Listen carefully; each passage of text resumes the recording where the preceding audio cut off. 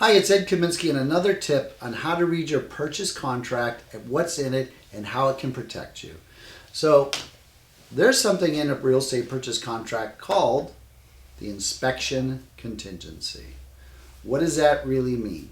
The inspection contingency is the clause in the contract that states that you have the right to fully inspect the property.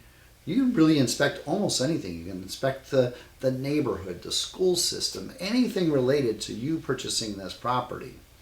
If something is not to your satisfaction, you have two methods of solving that concern.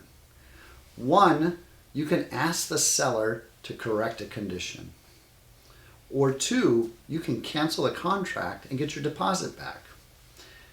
The question comes up though, buyers ask all the time, can I make the seller fix something? I'm buying a home for a lot of money. I expect it to be working. The furnace doesn't work. Can I force the seller to fix the furnace? And the answer is no. You have the right to inspect it. You have the right to object to it. You do not have the right to force it. However, most sellers, if it's within reason, will cooperate and or negotiate with you during that process.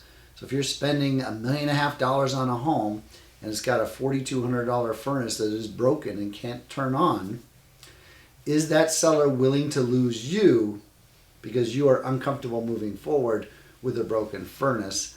And in most cases, the seller is not.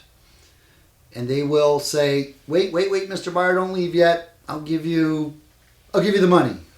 I'll fix the furnace. I'll give you half of the money to fix the furnace. They'll give you something.